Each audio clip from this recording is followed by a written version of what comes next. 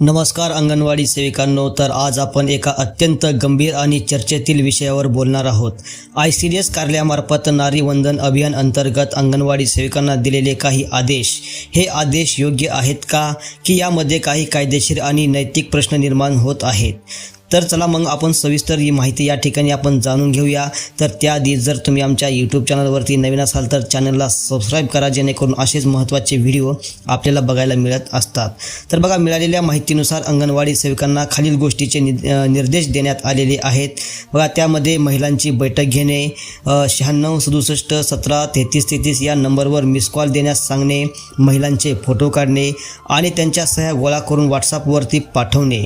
बघा, हे सर्व नारी वंदन अभियान अंतर्गत करण्यात येत असल्याचे सांगितले जात आहे। तर मात्र यावर महाराष्ट्र राज्य अंगणवाडी कर्मचारी कृती समितीने तीव्र आक्षेप घेतलेला आहे। त्यांचे म्हणणे आहे की हे विधेयक अजून संसदेमध्ये मंजूर झालेले नाही।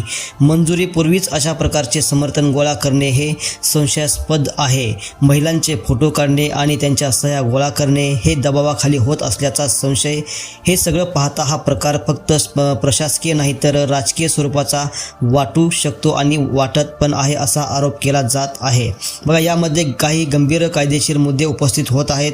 अंगणवाडी सेविकांच्या कामाच्या कक्षेबाहेरचे काम देणे, बघा जे काम अंगणवाडी सेविकांचं नाही त्यांना ते काम लावणे, आणि यानंतर कोर्टाच्या आदेशाचे संभाव्य उल्लंघन करणे, नागरिकांच्या गोपनीयतेचा प्रश्न आहे आणि अभिव्यक्ती स्वातंत्र्याचा परिणाम, कोणत्याही व्यक्तीकडून जबरदस्तीने सह्या किंवा फोटो घेणे हे भारतीय संविधानाच्या मूलभूत अधिकारावर परिणाम करू शकतो।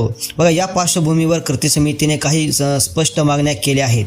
बघा, संबंधित आदेशाची लेखी प्रत घ्यावी, शासन निर्णय किंवा परिपत्रक स्पष्ट करावे, अंगणवाडी सेविकावर टाकलेले अतिरिक्त काम तात्काळ मागे घ्यावे, अन्यथा तीव्र आंदोलनाचा इशाराही कृती समितीने देण्यात आलेला आहे।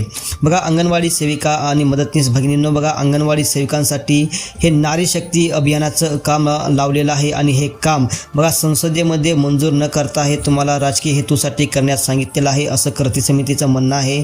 बघा, बघायला गेलं तर हे काम तुमचं नाहीच, पण तरीसुद्धा हे काम तुम्हाला लावण्यात आलेलं आहे आणि आपल्या अंगणवाडी सेविका हे काम करत आहेत। बघा, कुठल्याही संघटनेला न विचारता अंगणवाडी सेविकांनी हे काम केलेलं आहे आणि हे काम करत आहेत। उद्या जर काही झालं तर या सर्व महिला पुन्हा संघटनेकडेच येणार आहेत। त्यामुळे संघटनेला विचारल्याशिवाय कोणतंही काम तुम्ही करत जाऊ नका असं संघटनेने या ठिकाणी या आदेशानुसार या ठिकाणी आपल्याला स्पष्ट कळत आहे। तर अंगणवाडी सेविकांनो, हा व्हिडिओ जास्तीत जास्त शेअर करा, आपल्याकडे असलेल्या WhatsApp ग्रुपवरती व्हिडिओ टाका, जेणेकरून याची माहिती सर्वांना मिळणार आहे। आणि असेच अंगणवाडी विषयक महत्त्वाचे व्हिडिओ बघण्यासाठी आमचं YouTube चॅनल सबस्क्राईब करा, जेणेकरून तुम्हालाही अशा महत्त्वाच्या बातम्या बघायला मिळत असतात। धन्यवाद।